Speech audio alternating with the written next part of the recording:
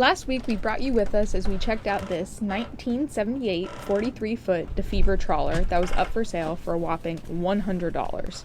To some that may seem like a no-brainer, but we know better than most that a cheap boat can end up being the most expensive.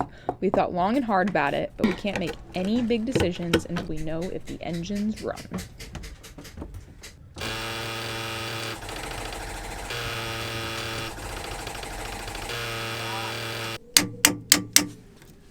Go ahead.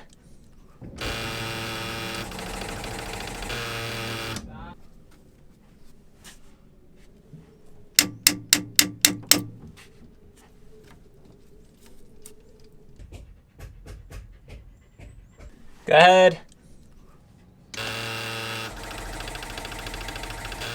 All right, we went to the auto parts store. We got a new battery. The batteries down there were just completely shot.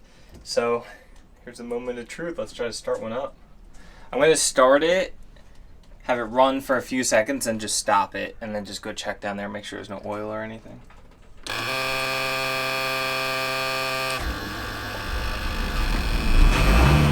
Oh, baby!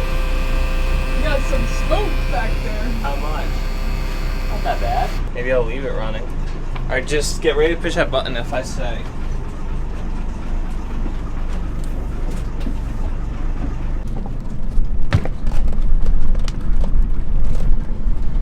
Yes, no? No water yet.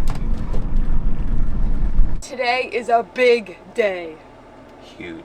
We're gonna say yes. It becomes official in a couple hours. For those who have ever done boat work, or especially a project boat, especially gotten themselves into a bad project boat, you know more than anyone that sometimes a free boat is the most expensive boat. We've avoided that in the past pretty good for a few reasons. This boat is another good example of how we cannot be trapped into a bad project boat. Well, first of all, we financially can't because we have our other boat still being built. We still have to make payments important. on that. If you guys haven't been paying attention, we're still getting our sea wind.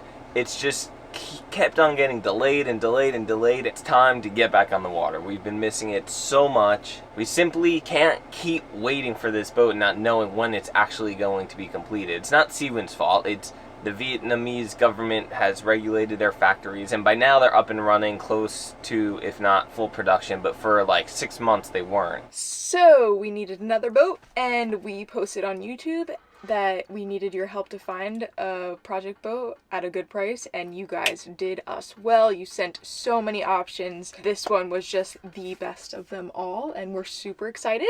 It is a 43-foot DeFever 1978. Now, back to the $100 thing. First off, we're extremely thankful and grateful. The owners just wanted this boat to go to somebody who were going to bring it back to life and really appreciate and enjoy it and do a good job making her look great again. And we're excited to be those people. They've owned this boat for a while, but they moved out of the area and the boat's kind of just been sitting. The worst thing for a boat is for it to just be sitting. $100. We had to pay the broker. He didn't list it or anything, but he did. He's been taking care of the boat, I think, and showing it, and he showed us the boat and has been dealing with us and doing all the paperwork and stuff like that, so we got to pay him. And we're going to pay him $2,500. So this boat officially costs us $2,600, which is still a smoking good deal. But we could easily put in $100,000 tomorrow. Think about repaint the boat. Or the engines, or work on the engines. All new electronics. All new electronics, new wiring, new generator. The generator doesn't work. New batteries. Literally, a lot of the interior carpentry work and stuff like that. Yeah, literally as soon as you hire somebody else to do something, you just blow money super fast. But we're going to do our very best to do everything ourselves and pick the projects very strategically on what we're going to spend money on. Even doing a lot ourselves, we can overwhelm ourselves and even spend a lot of money ourselves just by getting ourselves into a ton of different projects at the same time. So we just got to prioritize what are the most important projects and then just tackle them, get them done, and then move on to the next project. So we said yes, but there were a couple things that we needed to like dig deeper into the boat, and we actually spent a couple days on the boat before we said yes to this $100 boat, because we could have gotten ourselves in debt super fast. Like, one of the biggest things we had to think about with this boat is that it's on the West Coast. It's not on the East Coast. We have our base is on the East Coast. Like, my dad lives up in Long Island, and then Sierra's parents and my mom and sister and everyone are down in Florida, and we just have our spots, and our stuff is there and stuff like that. But I think our week-long sailing charter in the San Juan Islands definitely showed us that there's lots of beauty here and lots of things for us to do. So I think that was kind of checked off pretty quickly. We did do a lot of research into seeing if we could get the boat shipped to Florida, and that was going to cost a lot of money. So we decided to X that off the list. Yeah, it is possible to ship this boat. You could ship via ship, but that's not realistic in a short time frame because you'd have to cut off the entire... We'll ship via truck. Oh. You have to cut off the whole fly bridge. Some of these trawlers have, like, they're bolted on anyway, so you could, like, break the seal and unbolt it, or sometimes you have to cut it off and then mount the fly bridge, like, on the lower part of the boat, and then it can be shipped because you're under the legal road clearance. Even with that, even doing that yourself, I got a quote for, like, $27,000 to ship it to Florida. So the boat actually was at one point in the Bahamas. It went through the Panama Canal and ended up in California, so we could totally do that trip in the reverse. But again, we are kind of limited on time because we have a new boat coming and we will be preoccupied with that. So I think the goal is to keep it on the West Coast and check out and explore this area for a little bit after we do all of our work. Our criteria for this boat, like how do we decide this is a good deal and it's worth putting money into and our time? Number one was the name, DeFever. People love DeFever, so we've said it before, we always look for boats that have that like cult-like following, and DeFever definitely has that. They were made super well and people love them. You needed to be able to get the engines on, because that could have been probably a deal breaker. Like if like one of the engines are seized, I don't think it'd be worth it for us. It would have been worth it for somebody not in a time crunch or like budget crunch right now. Right. But for us, it wasn't feasible if the engines didn't work. But yeah, both engines got them both running. They're both going to gear. Probably gonna do a lot of maintenance on them. Change out the oil coolers and heat exchanger and water pumps, stuff like that. The rest of it was just to the extent of how much water intrusion and rot there was. Like how much rebuilding were we gonna have to do. And surprisingly, the decks felt pretty solid. Yeah. You could be in for a surprise at one point where we just figure out somewhere under something it's really rotted, but under the windows are pretty bad and like the portholes, but they weren't too bad to turn us away. It seems like the exterior skin is pretty thick, and if we do have to cut out some wood on the interior, and then that's all right. We are going to have to rebed those port lights anyway.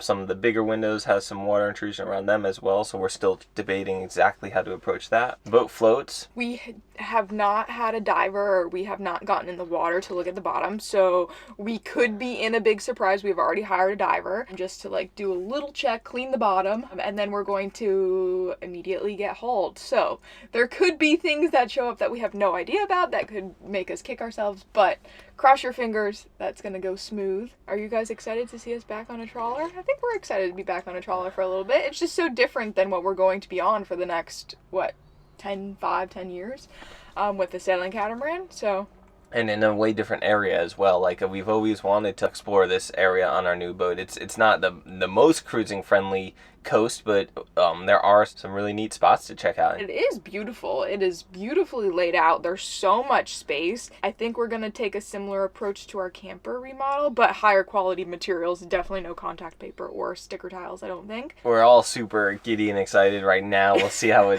Until are we in get like out a the month sander. or two. With all that said, that also means that we have a new place to live, a new place to stay and work on something. So that means that our truck camper is not going to be getting the use that it should. There's also not great places to park and stay around the area where the marina is in. And it's not a great setup to be like running to Home Depot and like hauling supplies in and everything like that. Just driving around town it's not a great setup. The saddest thing is that I've had this truck since college, so I don't know, since probably 2010, almost 12 years I've had this rig. We've kept her going, She's got like probably close to 230 to 240,000 miles, something like that, which honestly for this engine is nothing.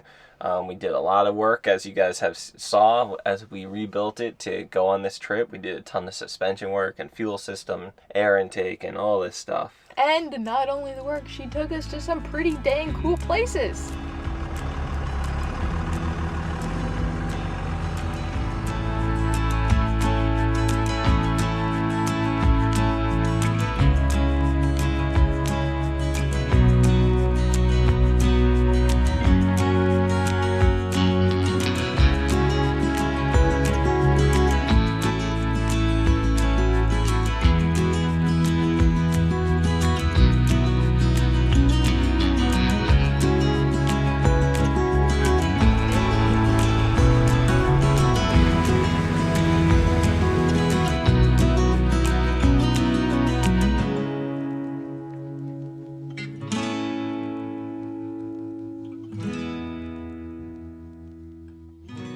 Time to go sign some papers. Yep, let's head back to Alameda and meet up with the broker and sign some papers. Probably start moving stuff onto the boat.